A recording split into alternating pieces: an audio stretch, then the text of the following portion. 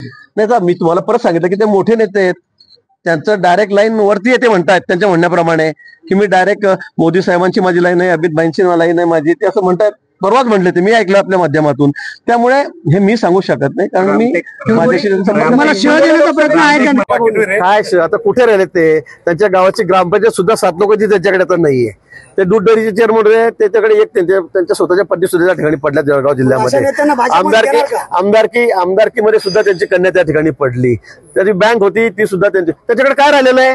आणि तुम्ही एवढं नेत्याला सेवा देतील का, केंद्रात नेत्याला सेवा देतील का, राज्यात सेवा देतील का?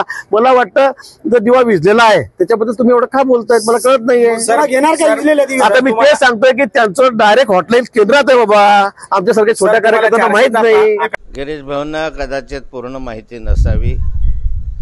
मुक्ताईनगर विधानसभा क्षेत्रामध्ये एक 2-3 ग्रामपंचायती वगळल्या तर भारतीय जनता पार्टीची एकही ग्रामपंचायत आज नाही आहे. सर्व ग्रामपंचायती माझ्या ताब्यामध्ये आहे. कृषी उत्पन्न बाजार समिती माझ्या ताब्यात आहे. खरेदी विक्री संघ माझ्या ताब्यात आहे. बहुतांशी 90% सोसायट्या ह्या माझ्या ताब्यात आहे.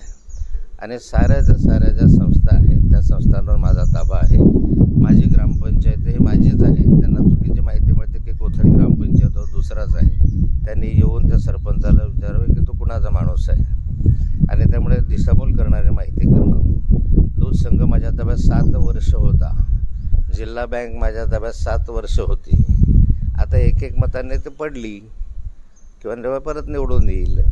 आजपर्यंत 50 वर्षामध्ये जिल्हा बँक किंवा दूध फेडरेशन भारतीय जनता पार्टीच्या ताब्यात कधीही नव्हतं. मी ते माझ्या ताब्यात राष्ट्रवादी काँग्रेसमध्ये आल्यानंतर आणलं. आणि त्यामुळे या जिल्ह्यामध्ये कोणाकडे किती संस्था आहेत आणि माझ्या मतदारसंघात काय आहे स्थिती आहे हे सर्वांना माहिती आहे. कदाचित अधिक माहिती घेतली असती तर त्यांच्या ज्ञानामध्ये भर पडली असती.